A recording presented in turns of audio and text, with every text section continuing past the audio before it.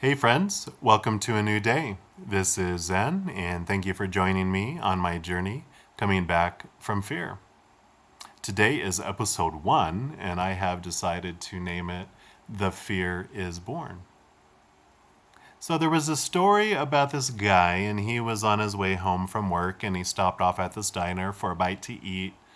And when he was waiting for his food to arrive, he noticed that the guy next to him had just finished drinking his coffee, and he started to eat his mug. And he ate it all the way down until he got to the handle and stopped and put it down on his plate. And the guy was watching him, thought, that's weird. But he was like, oh well. But the waiter brought him another cup, and the guy finished off this coffee, and he started to eat again the entire mug all the way down to the handle and stopped and put it down. But this time he observed that he was being watched, and he was like, what's the matter? And the guy was like, oh, sorry. Just saw that you were eating your mug. And the guy's like, yeah, what's it to you?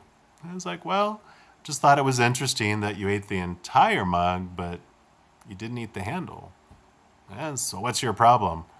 He's like, well, I just was wondering, why you didn't eat the handle. Because that's the best part. So not quite the ending to the story that we expected. And that is what the subject matter of this episode is going to be: expectations. The should be, the should not be's, basically the root of many of our fears. And that is where our journey starts. That's where my journey starts. First, fear is born, and we're introduced to it at a very early age, and for good reason. There is a healthy fear. There are things that can truly harm us and that are real danger to us, like falling from a cliff. That can be dangerous. Man-eating animal stalking us, or being submerged underwater, because we can drown. So there are things that can truly kill us.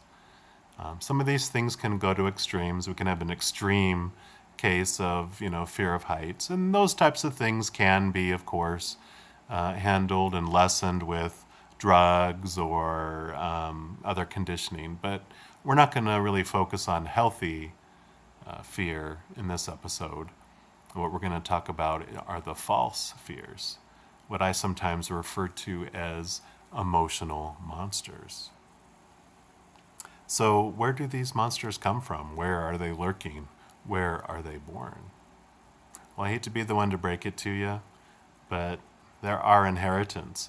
We do get them from our forefathers. You can call them family fears, and they are passed down from generation to generation to us. And we just automatically in our society just take them on as our own. And if we don't question them, and if we don't deal with them, we will continue to pass it on from generation to generation as well.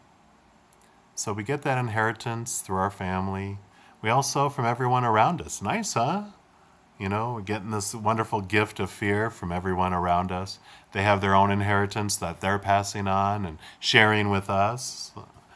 But we also, of course, are gaining our own new fears, and we're sharing those with each other. And if your fears don't match my fears, that can scare me even more.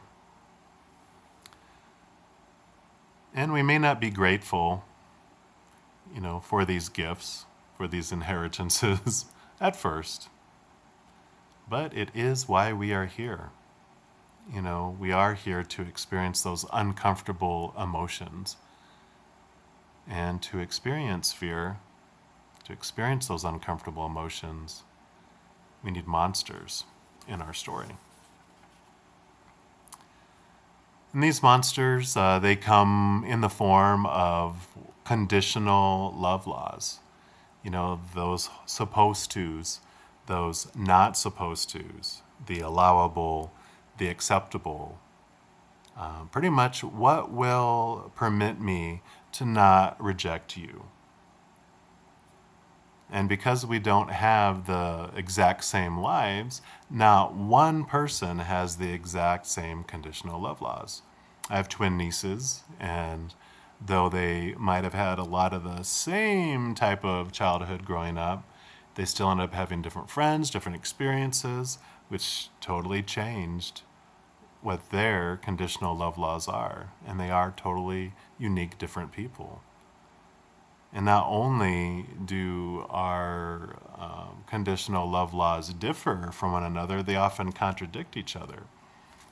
I have one situation that comes to mind where I experienced it for the first time, and you would think that I was starting a war because I decided to first, the first time anyway, that I tried to grow a goatee.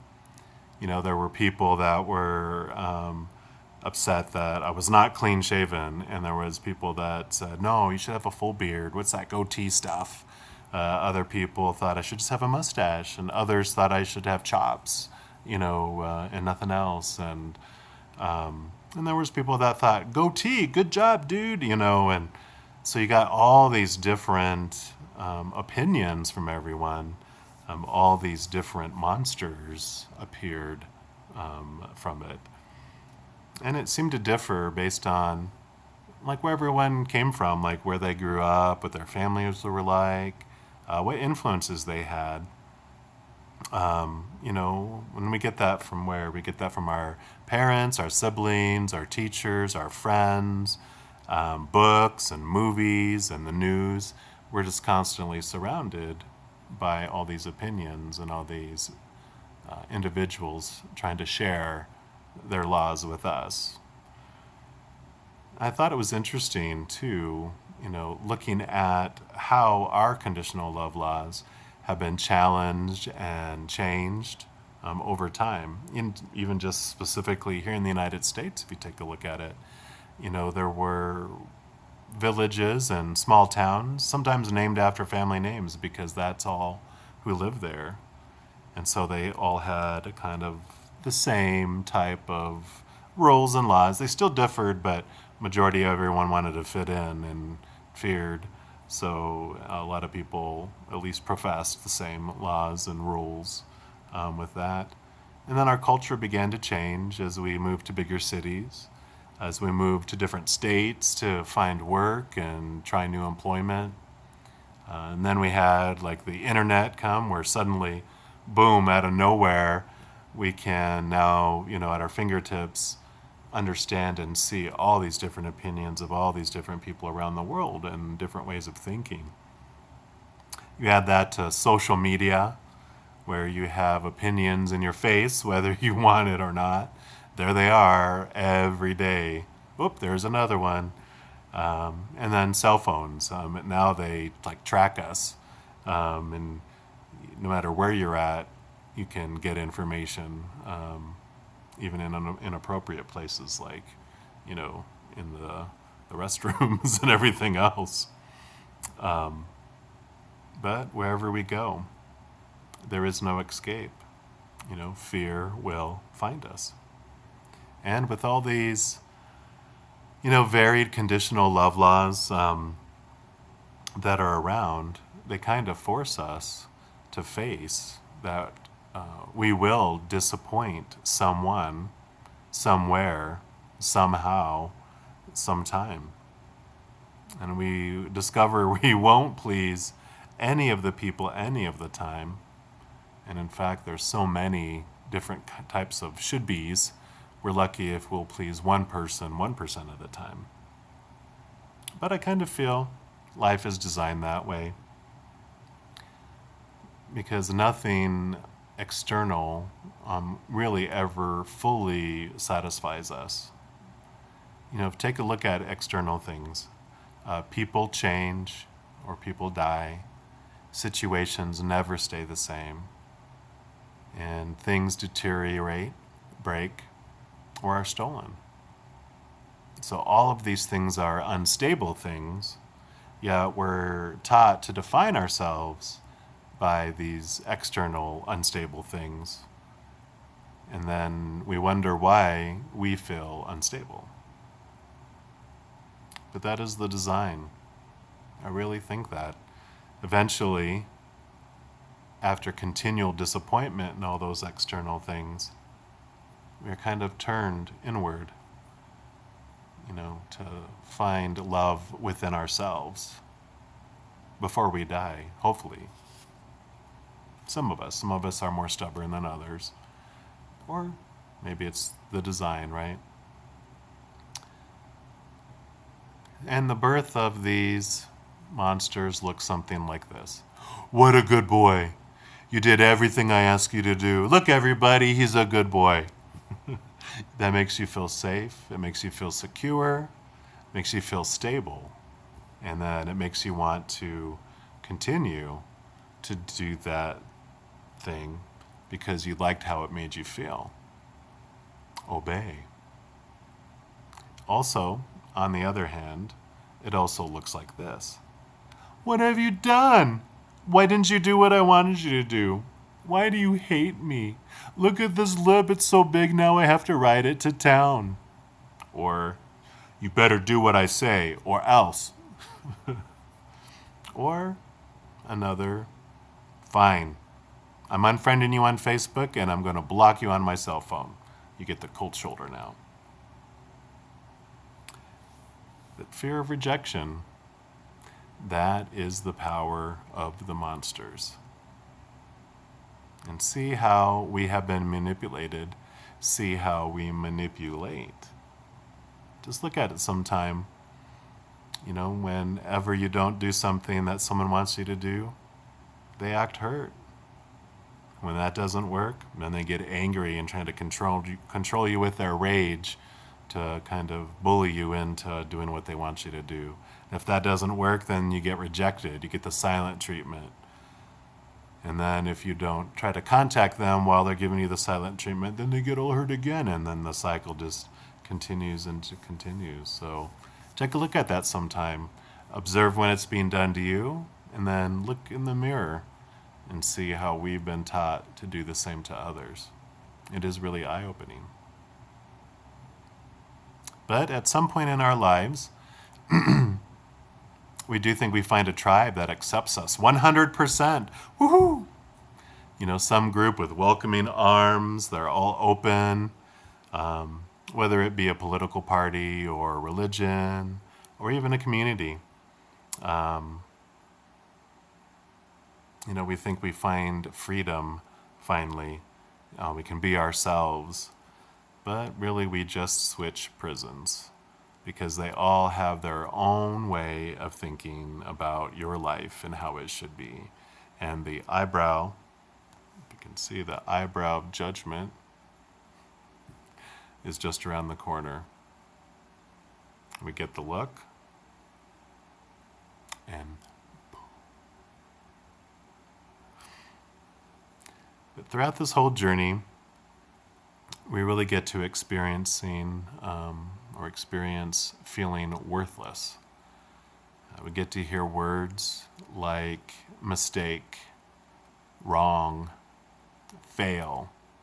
And those are used to describe us or the situation when we don't meet other people's expectations or their conditional love laws, when we fall short of all that high bar that everyone sets for themselves and for others. And this drives us harder and harder to please people, fearing rejection. And we're driven so hard until we give up and turn inward, or we're driven until we kill ourselves with exhaustion, illness, or taking our own lives. But wait, there's hope. There's hope when we are ready. And there is always, always unconditional love right here inside us. It's a place of no conditions, which means no mistakes. It means no wrong. It means zero conditions, just love. But we didn't come here to experience unconditional love by itself. We have that back home, you know, that's where we live and where we came from. We've had it for who knows how long. So we come here to experience those uncomfortable feelings. Fear, fear, fear, fear, fear, fear, fear, fear, fear. That's what we come here for. And our fear ego is designed to take us on that journey. It's designed to compare. It's designed to contrast. It's designed to judge. We hired it, and we hired the best.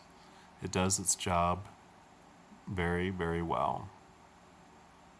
But when that time comes, when we are ready, to turn inward for unconditional love, when we're ready to slay some monsters, it'll always be there, right there waiting.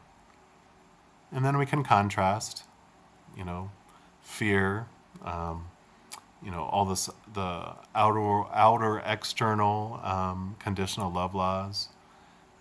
We can compare those right against, the bliss of unconditional love and the freedom, that it brings. And through that, we begin to realize that there's two choices, that every second really is a choice. And it is all part of our, grand experiment. I mentioned in the introduction, that we're all these mad scientists in our own laboratories doing our own experiments, and that's all part of the experience. At some point, most of us do want to experience conditional love right against unconditional love. And it's kind of like the awakening I talked about too, where the potion wears off and we begin to remember our power of choice. We realize every moment is of love or of the fear of losing love. Although we can't ever really lose love because it's always here inside us, but we forget. And again, I think that's all part of the grand design of needing to forget to experience all these emotions. And we get to rediscover the power of no, such an awesome remembrance.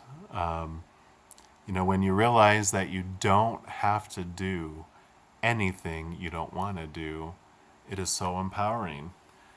Yeah, we have, repercussions and results of not, doing what we're told or what's required by law and everything else.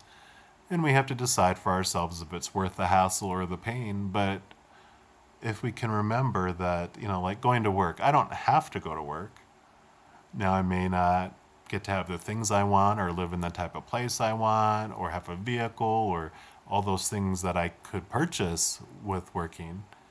And it kind of changes things when you realize that it's my choice I'm going to work today, not because I have to, but because I'm choosing to. And it brings you to a point, remembering your power of choice, remembering that power of no. It takes us out of this victimhood, when we can take responsibility for our own choice, our attitude in every moment. Because we are responsible. Emotions happen in here, not out there. You can tell, if you're feeling down and people aren't realizing it, it's because it's all happening in here, not out there. And they can't sense it. Most people, anyway. You never know. There's people that can sense stuff. I know there are. So don't get so sad about it. Don't, now I have to be responsible for all my emotions. There's this flip side to it, too, that you can realize that you're not responsible for anyone else's emotions or choices either. Just how has trying to get people to do what you want them to do worked for you? It just doesn't work. So much pressure and so much wasted energy. For what? So realizing that only thing you really have any control over is your own attitudes and your own choices in your own life. So there we have it, the birthplace of the fear ego, its grand entrance. So now what do we do, with all this information? Well, we can take some time to question our beliefs. Think about, why do we think a certain way about a person? Question, why do I think a certain way about a specific act? Or, why a certain way about a circumstance, means something about me or about something else. Why do I think these things? Get to the root of the contrast. Get to the root of that judgment. Just keep digging, digging, digging to the deepest root. And I think you may find that at the bottom of every root, usually it comes down to the fear of being rejected by our tribe, or the fear of being rejected by our supreme being, whoever that may be for you. And this journey coming back from fear is one of worth. And when we move from defining ourselves from the outside, from the external, unstable things, and we go to remembering our amazing self inside, it's then we remember our true worth. And in order to make that move inward, we will need to take some steps to understand, what fear does to us, and what we can do to calm ourselves so we can think more clearly. In the next episode, we'll talk about what fear does to the body. We'll talk about what fear does to the mind. And I look forward to seeing you again. Until then, remember, every moment is of love or of the fear of losing love. Remember who you are.